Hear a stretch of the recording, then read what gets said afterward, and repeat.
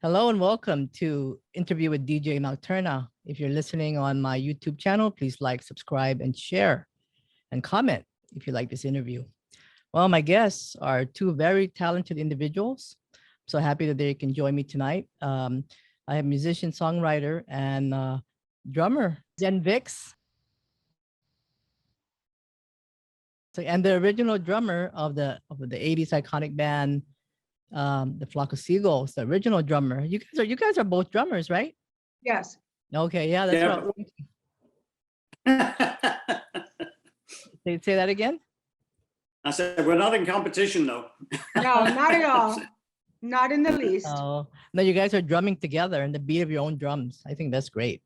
But thank you both for joining me. I'm so grateful to have you both on the show because when I first saw that you guys were collaborating, I'm like, wow. Because I'm a big 80s fan, and I know both of you guys, you have a long history of music. You've collaborated with several bands and several individuals who are talented musicians. Like Jenn, I know you worked, you were in a band called Disco Donut. Mm-hmm. Yes. Where you worked with one of the Beastie Boys. Yes, he was a bass player. Yep. Mm-hmm. Adam Horovitz, and Nicole Willis was on vocals with me at that show. Yes. Yeah, and then you also had you also worked with some of the I think a member of Adam and the Ant and the Psychedelic Furs. Mm-hmm. And The Cure. Two people in The Cure. Yeah, and that's amazing. And those are all the bands I grew up listening to. And of course, the Flock of Seagulls. I was telling Jen that I don't know if you remember this, Ali. If you remember, this is a long time ago. But do you remember like going to Guam with the band back in the 80s? I remember it very fondly. It was one of the greatest places I ever went was Guam, to be honest. Oh, okay. And I'm not saying that, but it really was. It was like it's like paradise.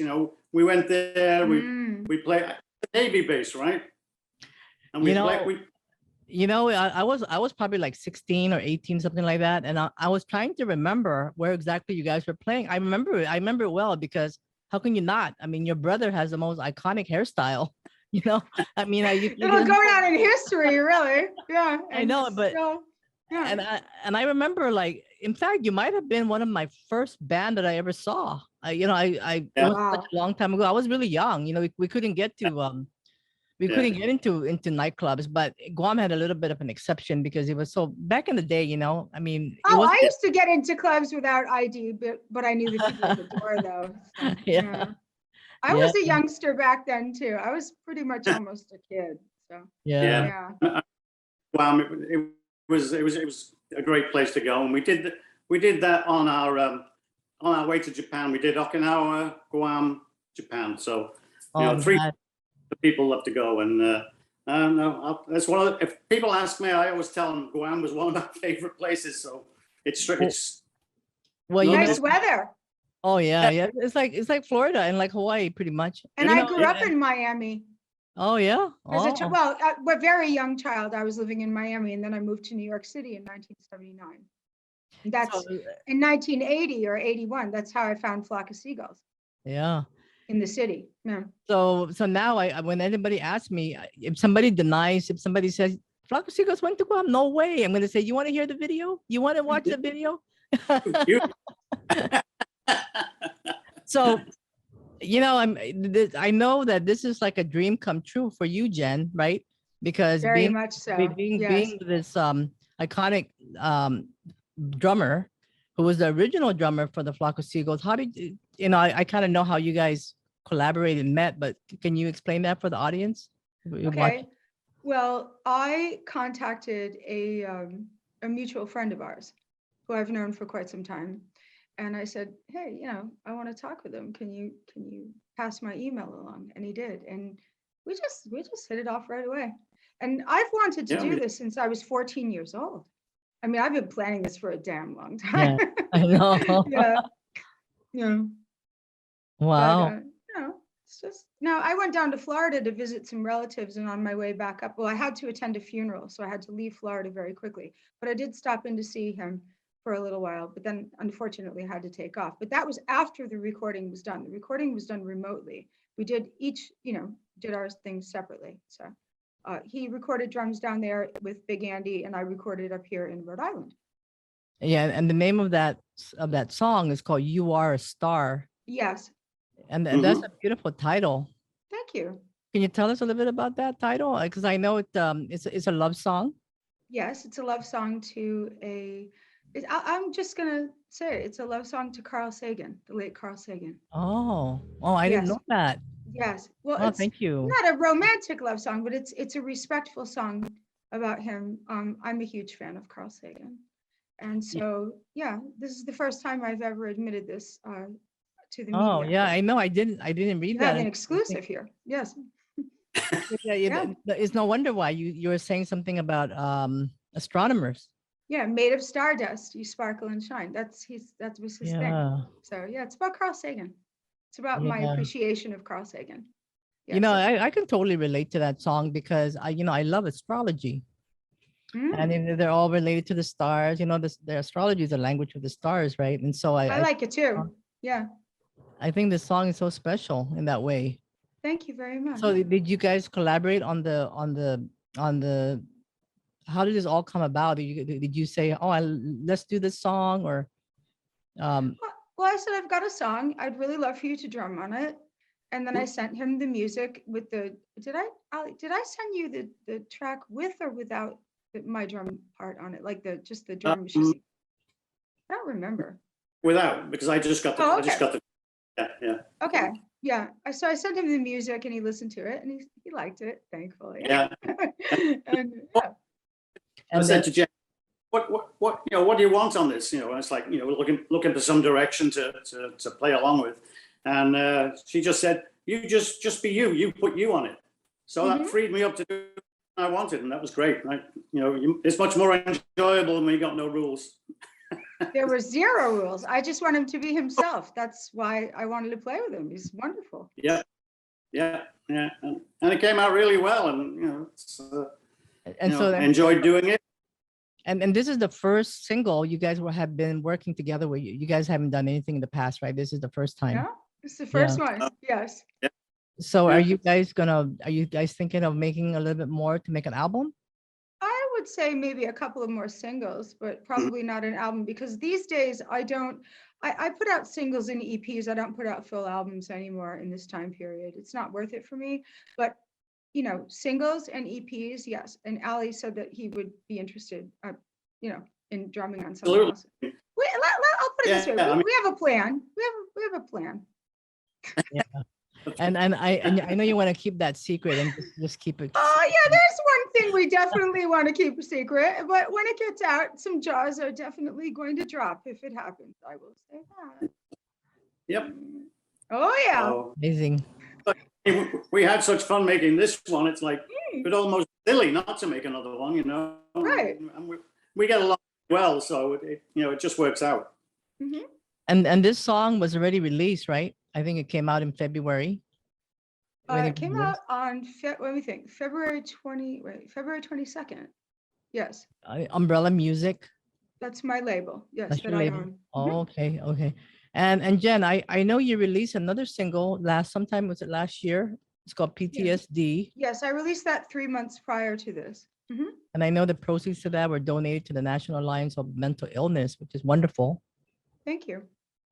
It's wonderful to bring awareness and recognition, Thank you. Yeah, that's a beautiful song also, by the way. Thank you. It was not easy to record, and the video was quite an experience. It was a one-shot video. Yeah. Yeah, it was really intense. I actually have been diagnosed with PTSD. That's why I wrote the song. I almost died in 2014 of a misdiagnosed illness. So, but not to be too much of a bummer here, miserloo.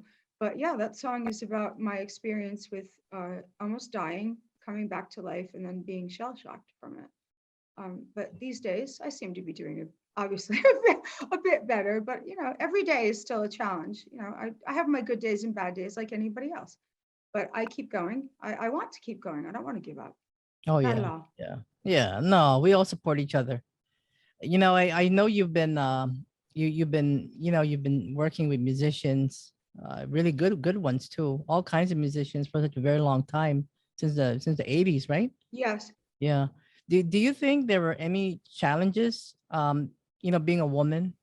And I'm sure many people have asked you this. Many people have asked you this because, Mm. you know, Yes, that's a I always, big I kind of ask yes. a lot of women I interview because, it is, sometimes it is a struggle in anything to Mhm. actually, that's just the way it is for some reason, especially in the industry, right? Where Yes, everything is so quick moving, everything is just like, you come on, do this, do that.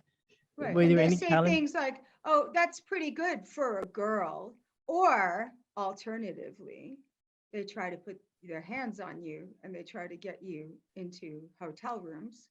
Oh, I'll do you a favor, if and they send, how do we say, adult photographs without your consent on your phone, on your mobile. I've experienced a lot of that, and it's weird and uncomfortable.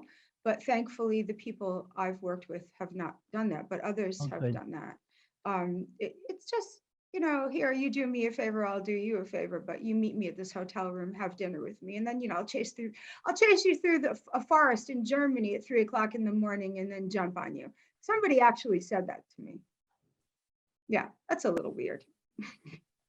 Yeah, but Just a little. I mean, you've been so successful, so that just goes to, I mean, that's wonderful because I mean, nothing's gonna stop you now, you know what I mean? Yeah, thank you. Yeah. I have no desire to stop. I'm going to keep on going. I have a tattoo on my left arm. I have one tattoo on my body that I got after I almost died. And it says, "Never give up," in my own handwriting. Never give up. Yeah, I that's have no great. plans to give up. That's very encouraging. I mean, for any woman who's watching this now. Yeah, never Um, give up. And you don't have to take their crap. Just say no to them, just tell them off. And you know what? If they don't want to work with you because you won't sleep with them, move on to the next one, because there are plenty of good people out there who want to work with you. Right. yeah, It's the that's true. truth. Yeah. So do you think the music industry, Ali, has evolved, from the last time you've been doing this too for a long time. How do you think it's, now Mhm. you're working with a beautiful person, um, and it's a wonderful collaboration. But do you think it's changed, in working with artists? Oh, honestly, it's unbelievable right now. I mean, when I was last kind of at the forefront, it was, you make an album, you make a CD, you get a package together. But now, as Jen so rightly said earlier on, it's smaller now. The industry's Mhm. bigger, but the smaller, so that it moves quicker. And everything's streamed these days. And honestly, I don't understand that. I need Jen when it comes to that. So it's changed enormously. And I don't know how artists actually make it now, how they actually make a living doing this kind of thing. Merch, live shows. Mm-hmm. Yeah. That's how we do it. Yeah. Yeah. And also, YouTube, you can make money on it. I mean, yeah, I make a little bit of money from streaming, but yeah. The nice thing about streaming, though, is that, 24 hours a day, 7 days a week, anyone can stream your music from anywhere in the world. And that's a beautiful thing. So Yeah. there is an upside and a downside. But yeah, money comes in through merchandise. If you print a vinyl record, or you have one manufactured, or right. Yeah. Merchandise, But, T-shirts, I mean, hats, coffee mugs, stuff like that. Yeah, we've talked before about, hash, this, and things like Oh, you know that. what? There's also licensing. Think licensing is another way to make money in the music industry. It's a very good way to do it.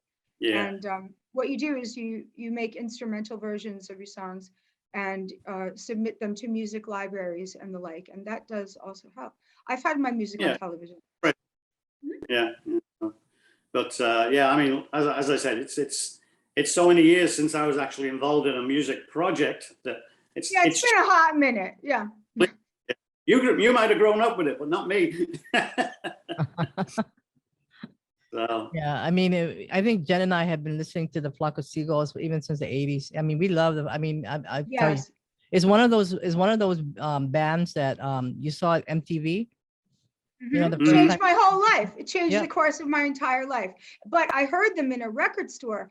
I heard talking in a record store before I even saw them on MTV, and I was blown away. And then when I saw them on MTV, I was like, this is what I want to do with my life. This is it. these are my Amazing. These are my dudes, right? Exactly. Mhm. Yeah. Oh It's, yes. You know, I wanted to ask you, your brother's hairstyle, right? mhm. Mike's core is the most unique. He's Yeah. really ahead of his time. Because that's one Mhm. thing. If I remember anything, if anybody asks, what do you remember about the Flock of Seagulls, it would have to be the hairstyle. How did that come That's about? Yeah, the haircut came about. Basically, we were getting ready for a show. We were a little bit late, and Mike was hogging the mirror, and Frank comes up behind him, just whacks him on the head like that to get his head down so he could see himself in the mirror. Oh, so his hair was already sprayed up, and then he pushed it down. Up, and he pushed the front part down. Oh, I So, think I've heard that. yeah. Yeah. So Frank could see himself in the mirror. Get down, Scory. and the manager says, "Oh, you're ready. Get on the stage. Get on the stage." And that was how we did it, and it went down well. And it's like, we'll keep that. We'll keep that. Or Mike said he'll keep that. And it's like, and we did. And probably one of the best. Sorry. It's iconic. It is. Yeah. Absolutely iconic. I mean, it's still being mentioned now in films and on television. It's Yeah. in streaming is, yeah. shows. Yeah. I mean, we weren't called a hair band, but we were a hair band. And Right. Also, your outfits were very unique as well. Yeah. And Motto Yeah. said something about wearing women's clothing. we used to go down and shop in Top Shop Love and it. places like that. But Mhm. and girls' shops, it didn't matter to us what as long as they looked good on stage, and we could get away with it. Well, you We were- guys looked amazing. Yeah. Yeah. One of my favorite songs, I think my most favorite, I think, is Wishing. Wishing, Yeah. Yeah, because that one just brings up, I don't know, there was something about the memory of that song, hearing it for the first time, and just I mean, I like everything. I like, I DJ 80s music, Mhm. and I know they have Mhm. remixes of Space Age love songs and all those other things, which is actually more dancier and making it a little more dancier and everything. But yeah, they're all wonderful music, and just having you both on the show, I got something to talk about now. You want to watch? You want to see the drummer, Flock of Seagulls? Well, thank you. Yeah. But yeah, I mean, that was then, and Jen and I getting together is another facet of music that I actually never even thought I would do. Because it's a long time since I was involved in music. Well, So I saw you working in a plastics factory when I was watching VH1, and I was like, I Yeah. need to get him out of there now. Let's get him out. Is that yeah, so? that was when they did the reunion thing, and Mhm. yeah, 2003. the surprise. Was it 2003? Yes. It was long. Yeah. Well, that morning I was supposed to do an interview for a book for some guy, and it was supposed to do it at lunchtime, and this was about 10 o'clock in the morning. Someone knocks on the plastic company door, and Oh my God. in comes all the cameras and the crew and everything, and it's like, what on earth is going on here? But my boss was very good about it. He gave me the time off to do it, and he didn't have to do that, so it was good. So it's just one of those things that pops up in life. It's like it'll never happen again. Well, it might. You never know. Yeah, well, when I saw you on that was another time that I said to myself, okay, something has to be done here. He's working in a Get him out of plastics factory. It's a waste of talent. We need to get him back in music. I was screaming at the TV. Well, I mean, when I quit Seagulls, it's like, what am I going to do now? And I was needed a break, obviously. Yeah. totally burnt out on music. We've been touring for 4 years. Mhm. So I wanted a break from that, and I was a electrician / engineer, so I got a job doing that. And then I went to the plastics company, got a job doing quality there. And then basically that was it. I just spent my time just cruising along till retirement age, and it's like I never thought I'd do music again, and then along comes you. Thank goodness you said yes. Oh, by the way, my favorite Flock of Seagulls tracks are Man-Made and Mhm. Nightmares. Nightmares. Yeah, Mhm. Man-Made. Man-Made is stellar. Yeah. I mean, everything is just amazing. Yeah. It's all great. It's just they're incredible. I have no words. What am I supposed to say? They're amazing. Yeah. When I look back, I look at, I mean, there was some bad times, but most mostly it was like we enjoyed that period in our lives so much, you know. I mean, go into places, meeting people, you know, playing the Hollywood Bowl, playing Radio City, all those things, you know, they're all memories that nobody else has. I was You know, and then- outside at Radio City. I didn't have Oh, enough money to get a ticket to go in. I was outside listening at the back door. How about that? But then I got scared. You know, I wanted to meet you back then, but then I got frightened because I thought I would be overwhelmed. And I'm not overwhelmed by a lot of famous musicians, but you guys, I was afraid to meet you because I thought I was going to faint. You shouldn't have been, because we never considered ourselves in the same league even as half the other bands that we played with. You were the only other celebrity I ever met who gave me the knee shakes and made me nervous was the late Alan Rickman. That was that was overwhelming. But I felt the same feeling. I was afraid to meet you, so I just listened to the show outside, and then I went on my merry way. No. Yeah, but now you know, as you wouldn't feel that way. Right. Now, I know you. But I was very young. Yeah. I was very young. So Ali, your brother now is I know he still has a band going, right? Yes, still playing. It's still got us back. Yeah. And I know it's I know they're I don't know if they're, I know they did something a few years ago, right? Well, he's been touring with a bunch of guys, and still calling them, you know, still called A Flock of Seagulls, but it's not the original members. And I think he's playing these, how can I say, 80s review shows with a bunch of other, like, you know, bands. And I think he's doing pretty well out of that. You know, it just keeps going. Yeah, good stuff. And and Jen, I know you have your earlier band Disco Donut. How did that? Yeah, but that was a long time ago. Oh, that was a one-off gig. Yeah, was that actually that was the first band? Well, yeah, that was the first band I was ever on stage with. Well, I mean, I performed as a child in school, but then that was the first band I ever performed with in New York City, like as a band. And then I went off to, I was in another band as a lead singer. And then in the 90s, I got fed up with it, and things weren't going so well. So I went solo in the early 90s, and in 1995, I released my first solo album on my own label, and it got into Rolling Stone magazine before the local newspapers, which is very strange. They called my house, and I was like, oh my God, wow. Yeah, and then the David Letterman show called my house to tell me they liked it. Yes, and then from what I remember, I remember hearing the band on that program going into one of my songs before a commercial break, and that shook me. But you know, yeah, I've had some crazy stuff happen like that. You know? So it's been a long time. So I know if people want to check that out, you know, your music, Ptsd, and you know, the current one, You Are a Star, they can find it on I know Spotify, YouTube. It's everywhere. Deezer, Tidal, all the streaming services. All, you know, I have a verified YouTube channel.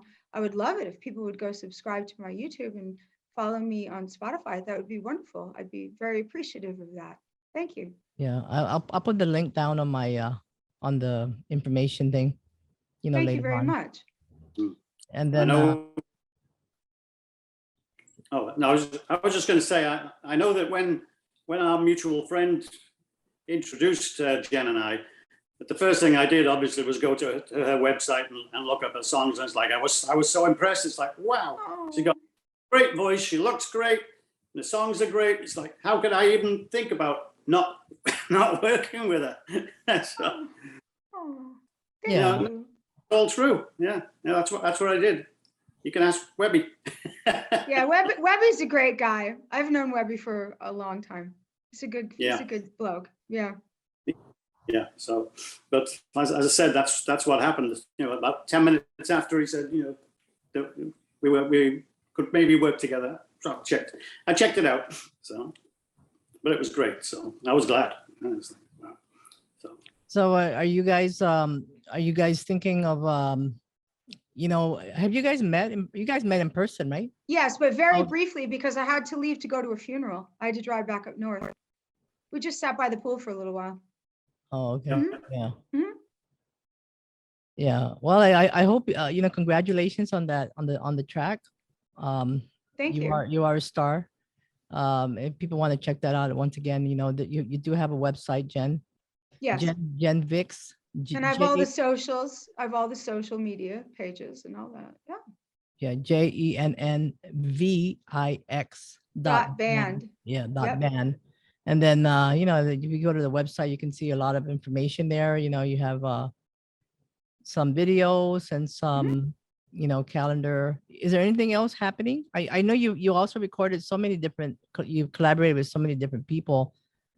Dave Barbarossa from Bow Mhm. Wow Wow. Mhm. All these bands that I just love. Thank The you. Psychedelic Furs was even what came to Hawaii also. John Ashton played on stage with the Furs the other night in upstate New York, which was amazing. It was amazing to see him on stage because he's been very unwell getting treatment for cancer. So that was really something. So I'm very proud of him. And He's a that's for strong your guy. song Unlocked. Oh yeah, that he played on Unlocked. Yep, I think he's played on more than one of my songs. I haven't had dinner yet, so I'm a little. I went running around today, and I'm a little scatterbrained right now, so I'm sorry about that. But So many people, I don't remember. no, John played on 2 tracks, Weirdo and Unlocked. Yes, on Strange Buildings, the EP. Mhm. And the guy. And Woman with No Fear also. So wait, there were 3 tracks that he was on. Yes, 3 tracks. See, I forget stuff because I've got a lot going on. But yeah, there were 3 tracks he was on, but it was wonderful to see him on stage on video last night. That was amazing because he wasn't doing so well. And there is a GoFundMe for him also right now to help give Oh. money to his family for his, he's going through cancer treatment. So. And you have a song back that you released in 2010, Vampire. What's that about? Vampires is a satire track. Oh, okay. And it's making fun of a certain television host on a news channel I will not mention. Okay. And it's a how do I say this?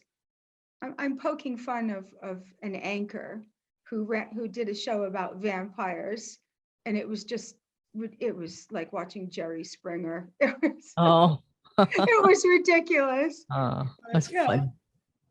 So, the video was done by Scott Bateman, who's a great animator. And he also did a video, I believe, for the band Low.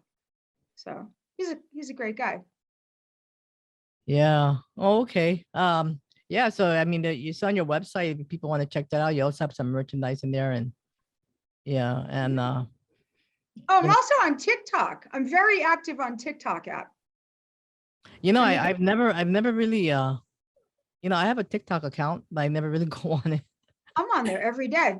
Oh yeah. Every night and day. I get it on my phone though. I get it on my phone.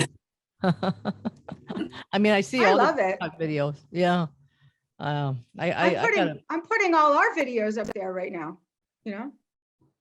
Growing a following. Yeah. No, that's great. It's fun. It's a lot of fun.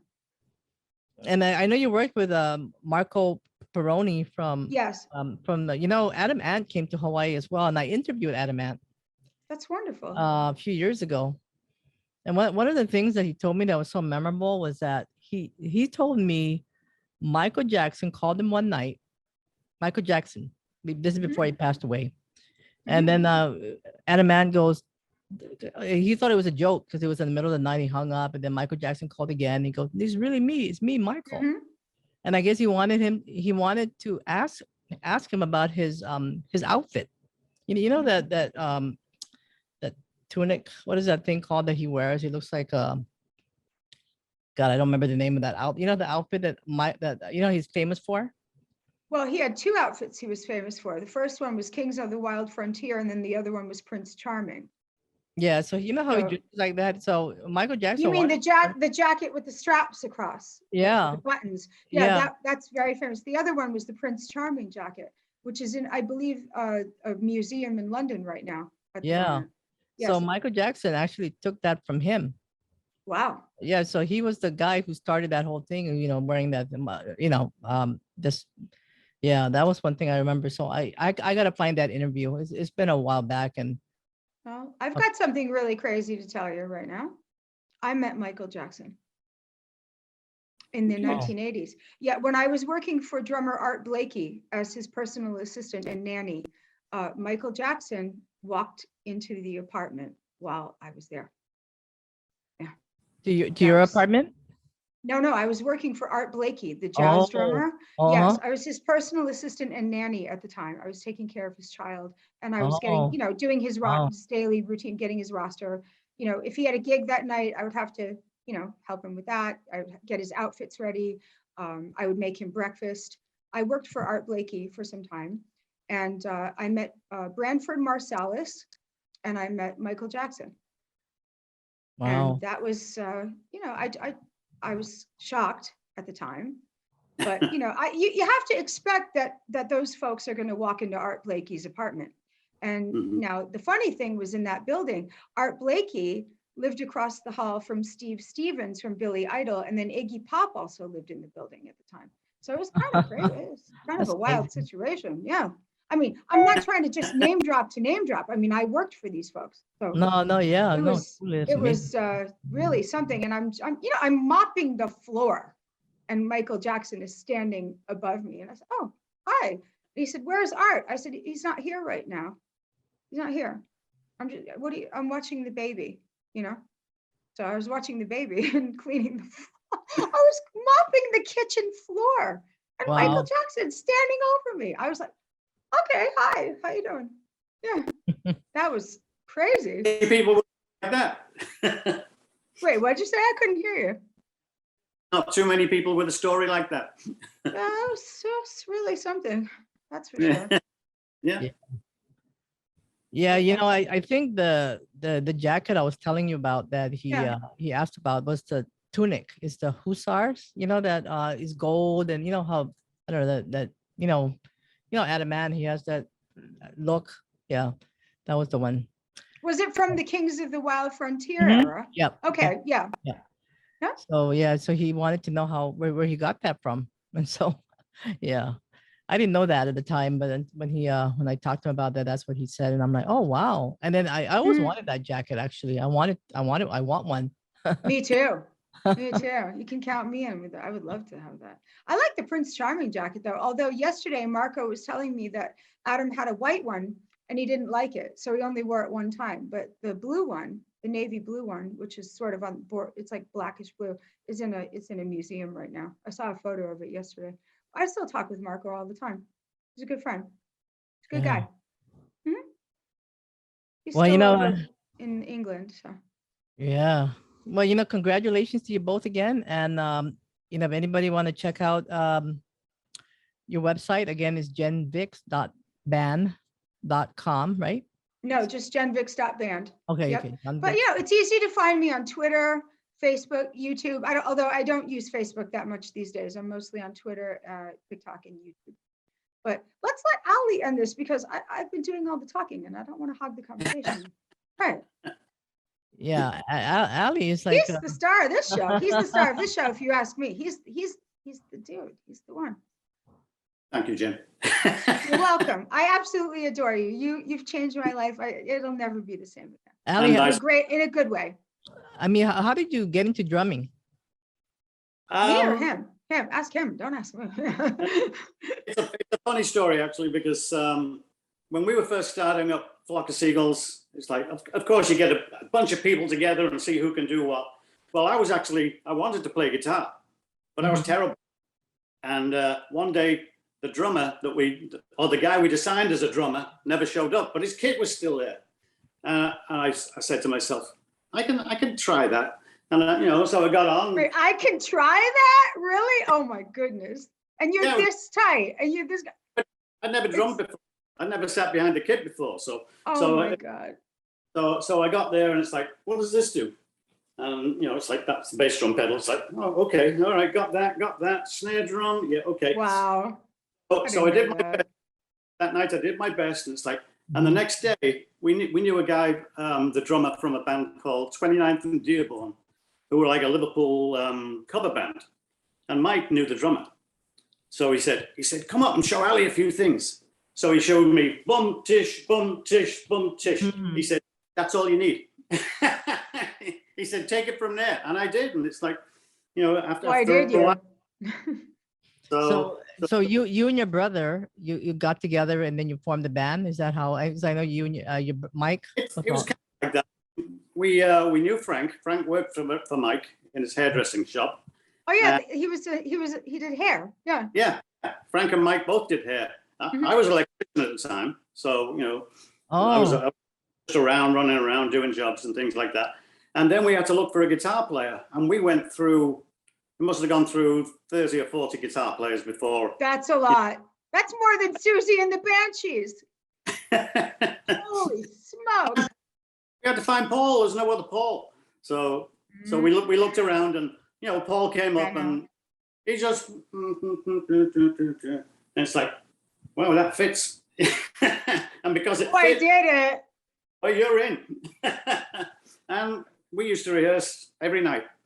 We must have rehearsed it every night for a year at least before we even thought about going for a gig. And then you started all in Liverpool, right? Yes, That's where you're from? Yeah. Well, Mike had a space above his hairdressing shop where we could rehearse. It's like an attic. That's so convenient. It was, believe me, yeah. And we did it out, and you know, we used to send those songs singing over Liverpool every night. So and that was it. You know, we got better. You know, and about a year into it, we got a show with a band called the Yachts. I don't know if you ever heard of them. Oh, I have. Yeah. And they were good. We opened up for them, and we met our management there, and you know, we pressured. Well, they weren't our management then, but we pressured them, and it's like, okay, be our manager. And we eventually came to some agreements, and they started pushing.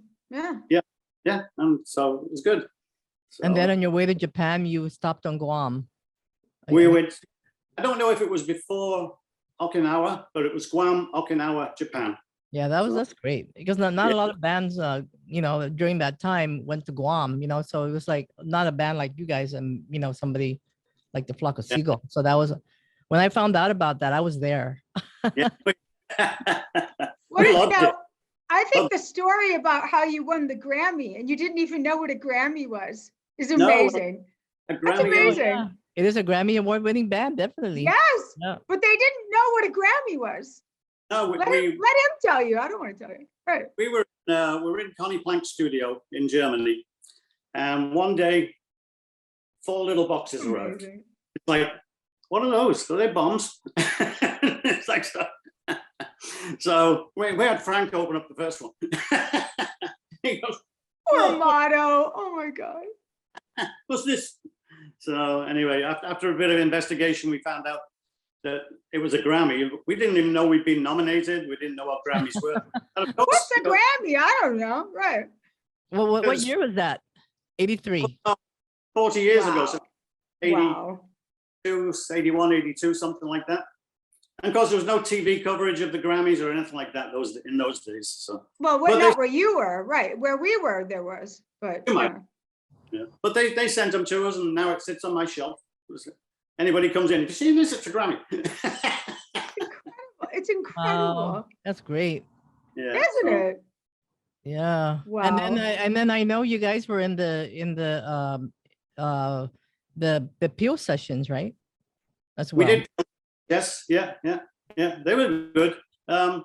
People at the BBC, we always got along with them fairly well. We knew a couple of people in BBC. John Peel. I think we did 2 sessions for John Peel. Yeah. Those Peel sessions are special. Yeah. They're out there. And, you know, I'm still fangirling all these years later. I am. Yeah. So. Yeah, it's a lot of memories, you know, good memories for me. Oh, yeah. Yeah. Well, that's what we like. I mean, you know, as we're creating memories for us, we're creating memories for everybody else. And, you know, it just gives meaning to doing the whole thing. You know, it's something you just look back on and go, did that. Yep. And now a lot of young kids really love your music, you know. Yeah, they do. it's- They They yeah. do. And they're heavily inspired by it and creating new music based on that sound now. Yeah, It's yeah. very in the now. It's very popular right now. Especially the Space Age love song, which I really. Yes. Now, how did that come about? How did you guys write that out and write that Space Age love song? Most of our songs used to be jams in the rehearsal space. And, Mike used to, we just play and something had come up, and then Mike would sort of direct traffic, and we put certain things in certain places. Space Age love song was no different, just came up that way. But we kind of knew, right? It kind of matches your song now, because it's kind of like about space, right? Yeah. It kind of has a little. Oh, well, to say that I wasn't influenced by it would be an absolute lie. Of course I was influenced by it. No. And I wanted it to sound like him. That's the thing. I wanted it to really sound like him. So I'm very, very happy with that. You remember when we were talking and I said, I only play this the way I play. I love it, but that's what I want. It's exactly what I want. I've wanted since I was 14 years old. 14. Dream come true here. Really. I'm fangirling. Still. I'm glad so yeah, it works. Yeah. So, and people like the song. They like the song now, so yeah. It's getting great reviews. Great reviews. And it's making me feel so good. It's wonderful. You both did a wonderful job, and thank you. And big shout out to Shauna at Shameless Promotion PR. She just has like the best clients. I'll tell you. Yeah. My manager is also very happy with the way things are going, and we're running ads on Instagram and YouTube with the video in it. Yeah. My manager is Matt Bacon. Hi, Matt. I just want to say hello to him. He's a good guy. Hi, Shauna. Hi, Matt. I haven't met these people yet. One day maybe. Well, So it'll be good. Yeah. Well, I haven't smiled this much in a long time. I'm just smiling and smiling and smiling. Wow. Good. Well, I'll be looking forward to your next single. When that big day comes. I know there's something you don't want to reveal. You revealed a good one though. Who that song's about. Thank you for doing that. Thank you. Yeah, that's wonderful. Me. Good luck with your music, both of you. Thank you very much. Success, and I look forward to playing it when it airs as well. All right. Well, thank you both. I played it already. I played You Are a Star and Ptsd in the last when it was released. Thank you so much, and thank you for being on the show. Is there anything else you guys want to add before we log off? Thank you. Well, anything else going on? I'm just so happy to be playing with him, and it's the dream of a lifetime for me. It's a really big deal, and if what I have up my sleeve happens, like I said, if it happens, it's going to shock a lot of people. I'll leave you with that. Do I know about it? Really shock a lot of people. Yes, you do. You already know. We talked about it on the phone the other night. Yes, we had a phone conversation about it. Yes. Okay. Yeah. Oh, that'd be great. Yeah. That'd be. That. But even if we don't do that, we're still gonna try to do other stuff. Yeah.